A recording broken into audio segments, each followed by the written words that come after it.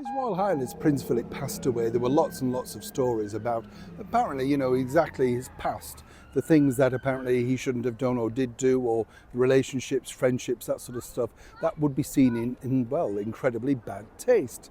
But as the years have gone on, it's fascinating to unearth some of these stories because consequently you can see exactly how Prince Philip moulded his own role, There he was, the best consort ever to a monarch, but literally was trying to find his feet. Some might say exactly the similar situation for the ex-royal, that is Prince Harry.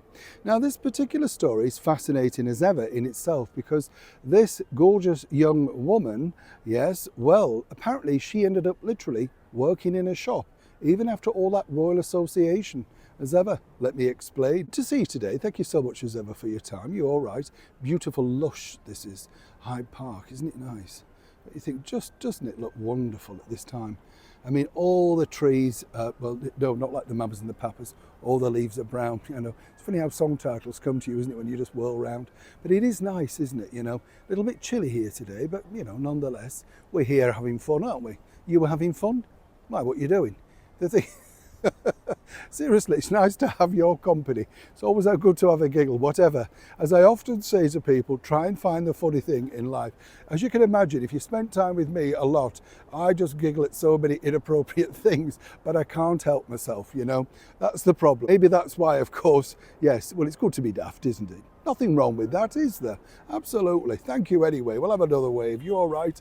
Now let's have a look at this particular lady. She was a stunning lady discovered singing at the Astor Club in London in the 1950s by its owner, Bertie Green. He was absolutely enamored with this very feminine and, of course, Marilyn Monroe style blonde called Yana.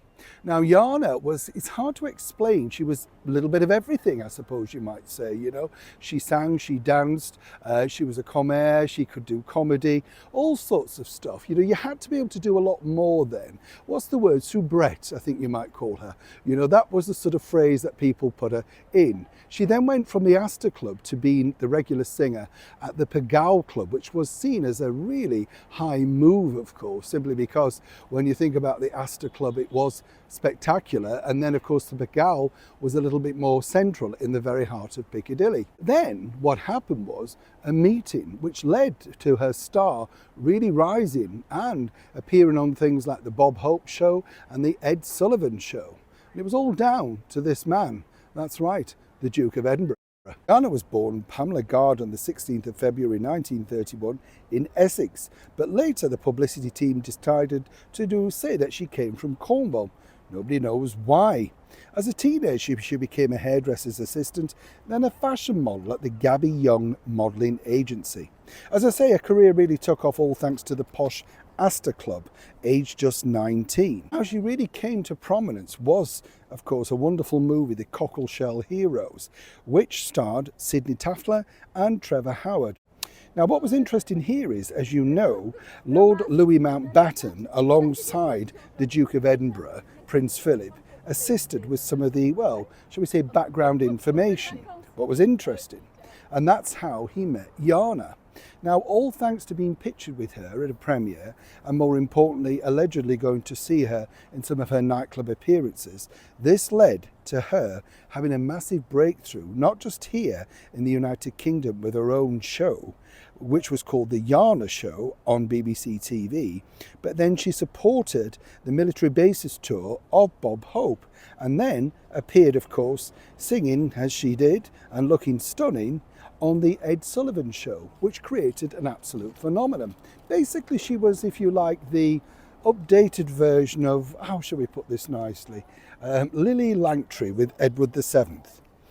Her biggest hit as a singer was called Climb Up the Wall, and it was a big seller, but she didn't really have a very good record deal, making only about £100 out of that particular record, even though it sold millions. Ronnie Corbett, of course, a very famous comedian, was one of the co-stars on the Yana Show, and he backed up these particular stories regarding her association with the Duke of Edinburgh.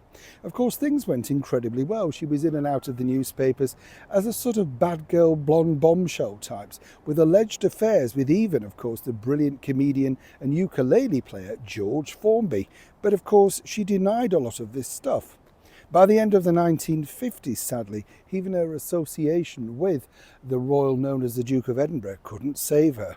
And basically she was seen as, well, somebody who was out of touch and out of vogue. By the 1960s, things had really taken a turn for the worse and she disappeared off the showbiz radar. By the 1980s, she'd got a job working at Boots the Chemist in Marylebone High Street. Sadly, her last job was demonstrating a slimming machine at Harrods department store. Sadly for Jana, she died at a very young age of only 58 on the 21st of November 1989. And her career, her star, wasn't really recognised enough. For many stars of the day, she said in fact it was very difficult to move away from the Royal Association. And a lot of people, when she sort of went out of vogue, didn't want to book her in case they offended the British monarchy. You've got to remember how deferential people were in that particular period. But for a short while, her life and her star shone very brightly. And this was all down to the fact that a picture here and of course a mention there in a gossip column could do so much power for someone's career way back when. It's interesting, lots of people will not have heard of Jana, but after today, have a listen to her on YouTube and tell me, did we miss a trick? And why did a star drop so quickly? Neil Sean in the very heart of London.